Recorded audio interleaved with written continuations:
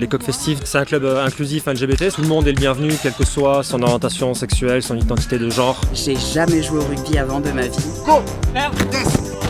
C'est bien! Un sport qui est quand même très codé, viril, masculin, hétérosexuel. On est là pour montrer qu'on peut être PD, comme on dit, et performer, gagner des matchs, gagner des tournois. Moustachu!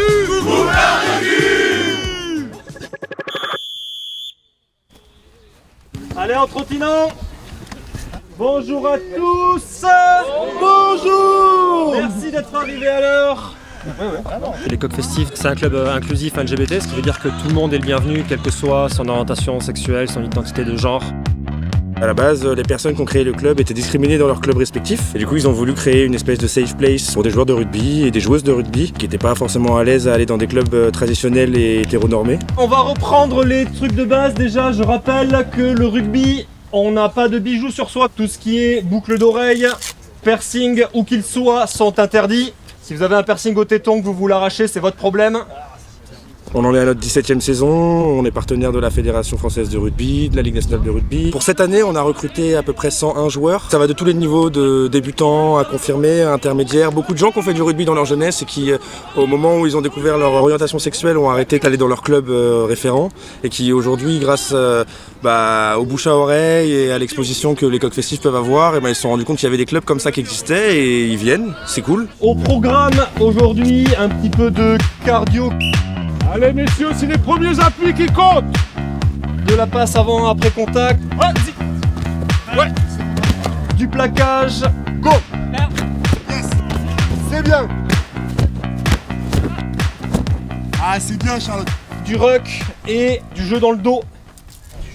C'est pas ce que vous croyez. C'est ce qu'on appelle du rugby moderne.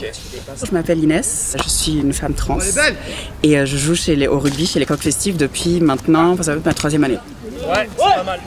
Personne ne veut me frapper. J'ai jamais joué au rugby avant de ma vie parce que, en grandissant, je me suis toujours dit que c'était pas un sport pour moi. Un sport qui est quand même très codé, viril, masculin, hétérosexuel.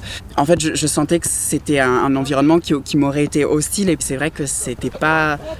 Ça coulait pas de source en tout cas. En tout cas, jusqu'à ce que je découvre les Coqs Festives. Alors, on se baisse, on met l'épaule, on enserre et ensuite on pousse pour le faire tomber. J'ai trouvé une deuxième famille en fait, une équipe qui me soutient, non seulement acceptée et tolérée, mais vraiment soutenue, encouragée, poussée, vraiment poussée à me dépasser, poussée à progresser. Et c'est vrai que les entraînements chez les Coqs, ça fait partie de mon équilibre de vie en fait. À l'heure actuelle, j'envisage même pas de m'en passer. Vous me faites 2 groupes, moitié-moitié, un de ce côté, un de ce côté. Je m'en fous des niveaux, je m'en fous des avants de 3/4.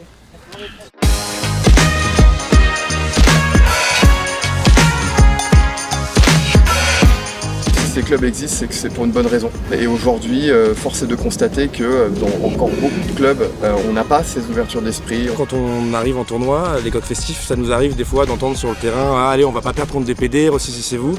Et au final, on se rend bien compte qu'au bout de 80 minutes de match, qu'on soit PD ou qu'on soit pas PD, il y a les mêmes impacts, il y a les mêmes gestes techniques. Et derrière, on gagne, on perd, on s'en fiche, c'est la beauté du jeu. Et voilà, c'est surtout cette homophobie-là qu'on ressent au quotidien quand on joue au rugby.